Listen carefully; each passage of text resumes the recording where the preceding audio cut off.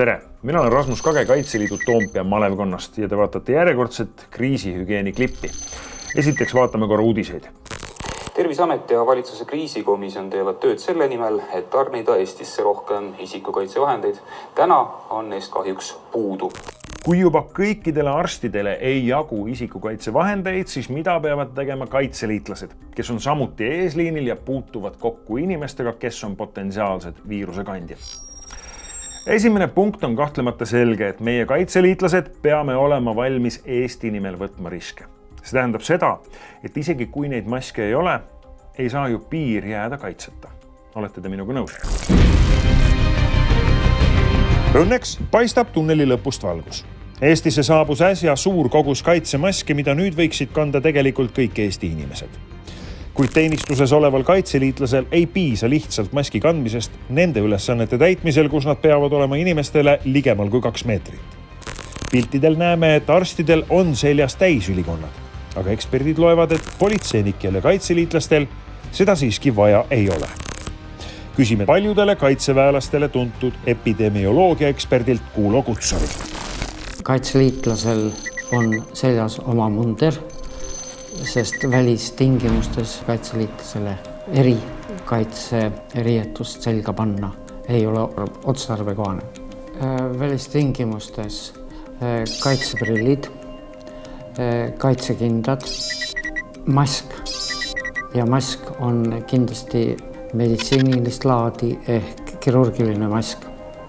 Selle kaitse efektiivsus on kogemuste alusel 80–85% ka viiruste suhtes.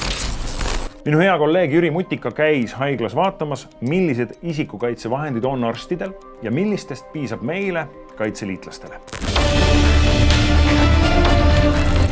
Teil on siis tööriided seljas ja te vajaksite kaitsevahendid. Kõigepealt oleks vaja jälle teha antiseptikad ja kindad kätte panna. Antiseptikad me teeme nii enne kinnaste panekut kui ka pärast, kui me neid eemaldame. Sest võib juhtuda, et kätele midagi satub ja käib ükskord ära ja see ei ole päris hea. Kui me kasutame nii maski kui ka kindaid, siis esimesena läheb mask kasutusele ja siis panete kindaid. Nii, kui te pealt võtate,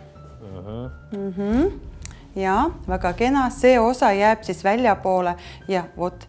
Ja nüüd otsige üles, kus on paindlik osa. Maskil. Ja otsige üles. Ta natuke jaavad selline paindlik traat. See läheb alati üles poole.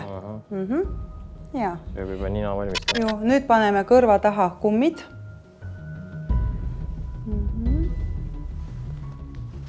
Väga hea. Avame voldid lõua alla ja siis üleval ja samamoodi fikseerime nina kenasti ära. On täitsa lahti. Tundub hästi väike. Nii, ja nüüd, kui prillid ei lähe uduseks, siis on mask õigesti pandud. Ja nüüd, kui on vaja, panete kindaid. Kinnas kindlasti peab ulatuma mansetti peale, et ta ei jää teie töörõivaste alla, vaid ta jääb siia peale ja proovige seda sättida selliselt. Kui kaugele? Nii kuidas kinnas lubab. Venib. Näete. Ja see on hea. Kui kinnas jääb teie tööriiete alla, siis kui te teete liigutusi, siis kõik see, mis on siin allpool, tegelikult ei ole enam puhas ja peaks pesema. Nii et selles mõttes soovitan teile ikkagi manseti peale panna.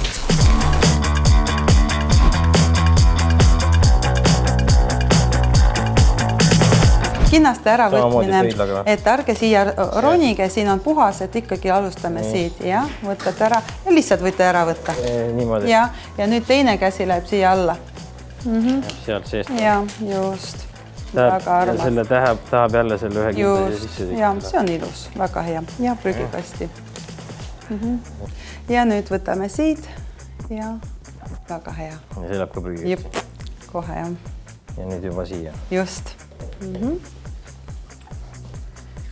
Ja korrektne kätte antiseptika on ülioluline, et kusagile käepinnale ei jääks tisikuid ja pöial kõige tähtsam ja sõrmeotsad, mida me unustame.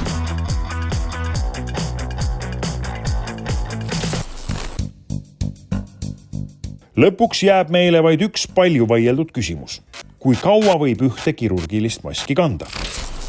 Kirurgilise maski kaitseefektiivsus püsib seni, kuni nina ja suu piirkond niiskub.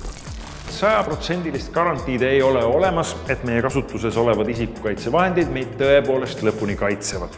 Kuid nagu arstid ütlevad, olukord ei ole lootusetu, sest meie ülesanded ei ole niivõrd ohtlikud nagu arstidel.